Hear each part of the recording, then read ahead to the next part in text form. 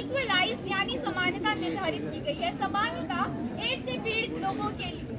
तो जैसा कि मैंने आप सभी को बताया कि समाज में कुछ ऐसे लोग हैं जो कि उनके साथ भेदभाव करते हैं, तो इसी भेदभाव को मिटाने के लिए ये थीम दी गई है जिसका नाम है इक्वलाइज समानता, समानता एड्स से पीड़ित व्यक्तियों के लिए। तो एड्स होता क्या है? एड्स एक सांक्रामिक बीमारी है जो एक से दूसरे को फैलती है और वो HIV के कारण से होती है। तो हम इन सब चीजों को एक सरल भाषा में समझते हैं, ठीक है? तो जैसे कि एक देश को उसकी रक्षा के लिए सेना की जरूरत होती है, उसी प्रकार से हमारे शरीर की रक्षा के लिए भी एक सेना की जरूरत होती है। उसी सेना को हम इम्यून सिस्टम कहते हैं। जो जैसे कि एक देश की सेना में एक सेनापति भी होता है, उसी तरह हमारे देश की सेना यानी इम्यून सिस्टम का भी एक सेनापति यानी CD4 सेल होता है। ये सेल हमारे शरीर को अन्य बाहर के कीटाणुओं से बचाता है और हमारे शरीर की प्रतिरक्षा प्रणाली को बढ़ाता है। जो ये CD4 सेल है, ये हमारे शरीर की कोशिकाओं के साथ मिलकर बाहर के कीटाणुओं से हमारी रक्षा करता है। वायरस भी एक प्रकार का कीटाणु ही है, जैसा कि आप सभी ने खांसी, जुकाम, नजला, चिकन पॉक्स आदि के बारे में तो सुना ही होगा क्योंकि बहुत ही कॉमन बीमारियां हैं। तो HIV भी उन्हीं में से एक खतरनाक वायरस है। हालांकि ये वायरस हवा में नहीं होता, लेकिन अगर यह वायरस आपके अंदर फैल गया तो बहुत खतरनाक साबित हो सकता है, क्योंकि यह वायरस जैसा कि मैंने आप सभी को बताया था, हमारे शरीर के इम्यून सिस्टम का सेनापति जो कि हमें रोगों से बचाता है, उस पे अटैक करता है CD4 सेल। उस पे अटैक करके यह हमारी उस CD4 सेल को खत्म कर देता है और उसकी कार्य करने की क्षमता को खत्म कर देता है, जिसकी वजह से हमारे शरीर की अन्य कोशिकाएं भी काम करना बंद कर देती है और इस स्थिति को हम HIV पॉजिटिव कहते हैं। धीरे धीरे जो HIV हमारी बॉडी में गया था वो उसकी संख्या बढ़ने लग जाती है। HIV के बढ़ने के कारण से हमारे शरीर के सारे CD4 सेल्स खत्म हो जाते हैं और हमारा इम्यून सिस्टम काम करना बंद कर देता है और कमजोर हो जाता है। इसी कंडीशन को हम एड्स कहते हैं। तो आपने एड्स और HIV के बारे में तो मुझसे थोड़ा बहुत जान ही लिया है, बट एड्स और HIV के बारे में इनके बीच अंतर क्या है, इनके बीच का डिफरेंस क्या है, वो आपको मेरी अगली सहपाठी ईशा बताएंगी। आप सभी को मेरा नमस्कार। क्या आप सभी को पता है एड्स और HIV क्या होता है? क्या आपको पता है एड्स और HIV में डिफरेंस क्या है? नहीं। अंतर पता है आपको? नहीं। चलो मैं बताती हूँ। जो HIV होता है, जब वो एक आदमी के शरीर के अंदर आता है तो वो हमारे CD4 सेल्स को अटैक करता है। जैसे जो हमारे CD4 सेल्स होते हैं वो हमारी बॉडी के अंदर लगभग 500 से 1500 तक होते हैं। तो जब वो HIV वायरस आएगा, हमारी बॉडी के CD4 सेल्स को अटैक करेगा, उसी वक्त जो हमारे इम्यून सिस्टम है, हमारी प्रतिरक्षा प्रणाली जो होती है, वो उसके अगेंस्ट काम करना शुरू कर देगी।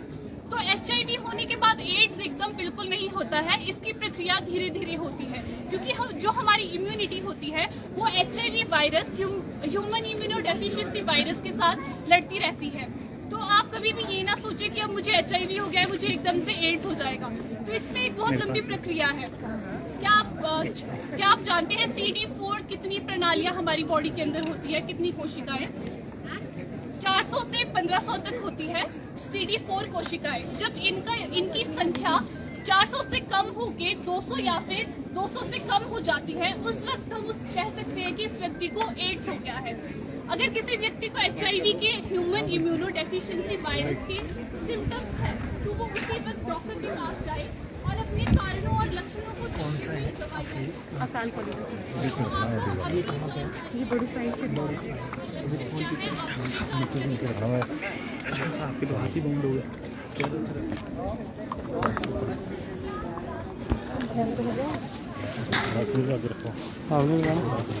दीदी का Good morning to all of you. My name is Babita and I am from Akal College of Nursing. So as you all know that Hindi में बोलो। हिंदी में भी बच्चों से बुलवा दूंगी। नहीं थोड़ा ये ज़्यादा अच्छा रहेगा। अच्छा रहेगा हिंदी में, तभी समझ आएगा ना लोगों जी। So I am from Akal College of Nursing. So as you all know that we are going to celebrate World AIDS Day, that is on 1st December. So the main theme of World AIDS Day, that is equalize, means to all action. So means in this we have to like differentiate the equalities. So World AIDS Day, this is the day that is met for the people like who are suffering from AIDS Day, to provide the support And another thing, like to commemorate those people who have died from the HIV/AIDS. So HIV, as you know, that this is the virus that enters in the body and that will attack to the immune system. So you can see very beautifully our students, they are explaining about the World AIDS Day in very local language, like with the help of health education, pamphlets distribution and the role play you will see later on. So this is all about that. We, Akal College of Nursing, we are going to celebrate World AIDS Day to make the awareness in between the people about the AIDS and what is the main difference between AIDS and the HIV. ठीक है। आप सभी को पता है कि ये बहुत खुशी है लड़की को जीवन और मौत की बीमारी की तलवार मैम जहाँ में रहते हैं थोड़ा सी तरफ हल्का सा जो ये कर रहा है। तो जैसा कि आप एक मिनट वाला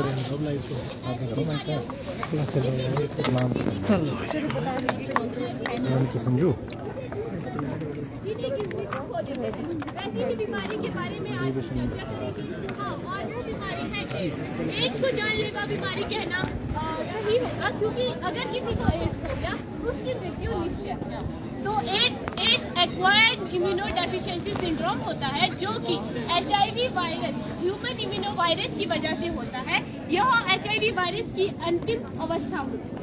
तो हमारे शरीर में रक्षा प्रणाली होती है, उसको हम कहते हैं इम्यून सिस्टम। इम्यून सिस्टम हमारे शरीर में आए गए वायरस और बैक्टीरिया से लड़ने के लिए हमें मदद करता है।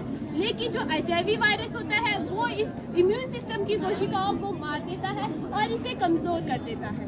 हमारे रक्त में बहुत सारी कोशिकाएं होती हैं, तो एक सबसे महत्वपूर्ण कोशिका जिसको हम सिपाही, हमारे मनुष्य शरीर का सिपाही भी कहते हैं, वो होती है श्वेत रक्त कोशिकाएं। और उन श्वेत रक्त कोशिकाओं में होते हैं CD4 सेल और उसमें होती है B सेल्स और T सेल्स। और T कोशिका, जो B कोशिका होती है, उसके अंदर होती है एंटीबॉडी। जो एंटीबॉडी होती है वो क्या करती है, जब हमारे शरीर के अंदर कोई संक्रमण आ जाता है उससे लड़ने में हमें मदद करती है। और फिर जब वो अपने काम कर देता है, बी कोशिकाएं दूसरी कोशिकाओं से मदद मांगती है कि हमने इन कोशिकाओं को मार दिया है।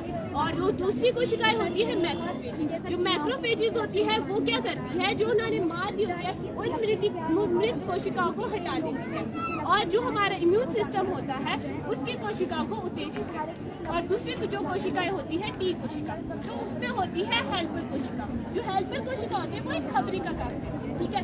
वो खबर को हमारी प्रतिरक्षा प्रणाली यानी इम्यून सिस्टम तक पहुंचाती है कि हमारे शरीर में संक्रमण आया है, उसे मार दो ताकि हमें कोई संक्रमण न हो सके। लेकिन जो HIV वायरस होता है वो बहुत ज्यादा चढ़ाक होता है। वो क्या तो करता है, तस्वीरें आप ये शिमला के रिज मैदान से देख रहे हैं, जहाँ पर वर्ल्ड एड्स दिवस पर जो है एक जागरूकता अभियान जो है वो अकाल कॉलेज ऑफ नर्सिंग बड़ू साहिब की तरफ से यहाँ पर किया गया है, जिसमें HIV और एड्स के बारे में बताया जा रहा है कि क्या इसमें डिफरेंस है, किस तरह से जो है इससे बचा जा सकता है और क्या कुछ सावधानियाँ जो हैं वो बरतनी चाहिए इंसान को। तमाम जानकारी जो है यहाँ पर दी जा रही है। देख सकते हैं आप नर्सिंग की जो छात्राएं हैं। बढ़ जाती है वो हमारी हेल्पर टी कोशिकाओं को मार देती है, क्योंकि जब ना बचेगा खबर तो ना फैलेगी ना बचेगा खबरें तो ना फैलेगी खबर। तो इसके बाद क्या होता है, अंत में वो हमारी प्रतिरक्षा प्रणाली को बहुत ज्यादा कमजोर कर देता है, जो कि एड्स का रूप ले लेता है।